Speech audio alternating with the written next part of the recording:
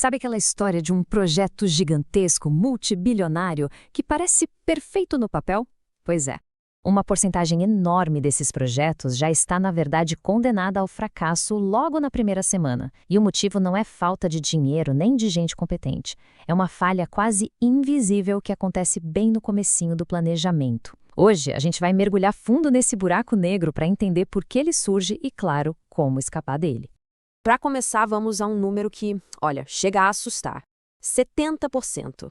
É essa fatia de projetos de alta complexidade que estoura o orçamento ou o prazo. Pensa bem, 70%. Isso quer dizer que para a maioria desses projetos o fracasso virou a regra e não a exceção. É um dado muito alarmante. E aí vem a grande pergunta, né? Por que isso acontece com tanta frequência em tantos lugares diferentes? A gente tende a pensar que foi azar, um imprevisto aqui, outro ali, mas não é. A causa, na verdade, é um problema sistêmico totalmente previsível que se esconde bem no início de tudo. E é aqui que a gente entra no primeiro ponto-chave da nossa conversa. O fracasso de um projeto, na grande maioria das vezes, não é uma surpresa. Ele é o resultado de uma série de problemas que poderiam e deveriam ter sido vistos e corrigidos lá no comecinho. Sabe, existe um mito de que os projetos dão errado por causa de coisas imprevisíveis, os tais desastres que ninguém podia adivinhar. Mas a realidade é bem diferente. A verdade é que a falha vem de controles que não funcionam e da falta de ação corretiva logo no início, quando os problemas ainda são pequenos e fáceis de resolver.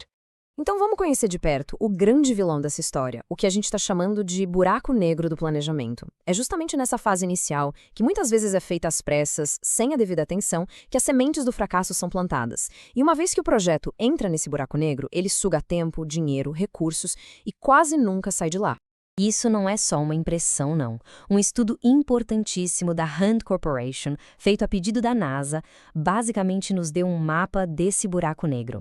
Eles identificaram os erros específicos que se repetem projeto após projeto, contaminando as estimativas desde o primeiro dia. Olha só essas 8 falhas fatais. Elas vão desde coisas como esquecer partes do escopo ou ignorar riscos óbvios, até usar premissas otimistas demais e custos totalmente desatualizados. Mas a 7ª falha, essa é terrível. É quando a cultura da empresa recompensa quem dá uma estimativa baixa, mesmo sabendo que está errada, e pune quem é honesto e apresenta os números reais.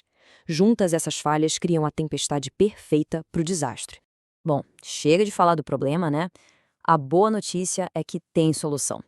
Como é que a gente constrói uma base sólida que prepara o projeto para o sucesso em vez de programar o fracasso desde o início?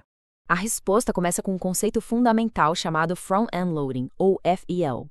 Pense nisso como um processo super disciplinado para definir e validar o escopo do projeto antes de gastar rios de dinheiro.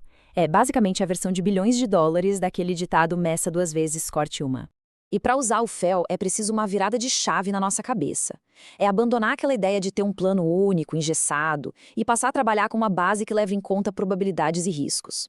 O objetivo aqui não é mais tentar adivinhar o futuro, mas sim aprender a gerenciar incerteza de um jeito inteligente. E claro, para colocar essa nova mentalidade em prática, a gente precisa das ferramentas certas. Ferramentas que nos ajudam a enxergar não só um futuro possível, mas todo um leque de futuros prováveis. Uma das ferramentas mais poderosas para isso é a simulação de Monte Carlo. Em vez de dar uma única data de entrega, essa técnica roda milhares de cenários diferentes, considerando todas as incertezas de cada pequena tarefa. O resultado é um gráfico como este, que mostra a probabilidade real de terminar o projeto em cada data possível. E é aqui que a mágica acontece. Com dados como esses, a gente consegue tomar decisões estratégicas de verdade. Esse gráfico, por exemplo, mostra a relação entre tempo e custo. Acelerar demais o projeto custa caro, mas atrasar também custa. A análise nos mostra exatamente onde está a zona ótima, o ponto de equilíbrio perfeito para a entrega. A diferença é da água para o vinho. A gestão tradicional fica olhando para trás, focada no quanto já foi feito, e só reage quando o problema já explodiu.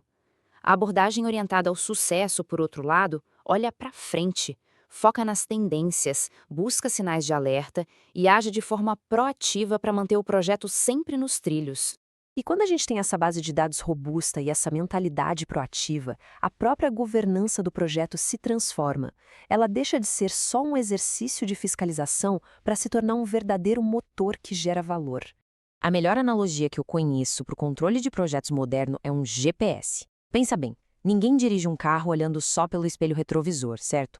O GPS usa a sua posição atual para prever a hora de chegada e te sugerir novas rotas em tempo real. É exatamente isso que a gente faz. Usamos os dados de hoje para prever o futuro do projeto e fazer os ajustes necessários agora.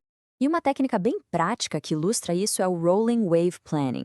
Em vez de tentar detalhar um plano de 5 anos com a mesma precisão, a gente foca em detalhar ao máximo o que vai acontecer nos próximos 30 dias. O resto do plano, o longo prazo, a gente mantém mais flexível. É uma forma muito mais inteligente de lidar com a complexidade e de se manter ágil. Para fechar, uma frase do Voltaire que resume perfeitamente tudo que a gente viu. A dúvida é uma condição desagradável, mas a certeza é uma condição absurda. Gerenciar projetos com eficácia não é sobre ter certeza de tudo, isso é impossível. É sobre abraçar a incerteza e gerenciá-la com inteligência. A pergunta que fica é: quantos projetos por aí ainda estão presos nessa busca por uma certeza que é, no fundo, absurda?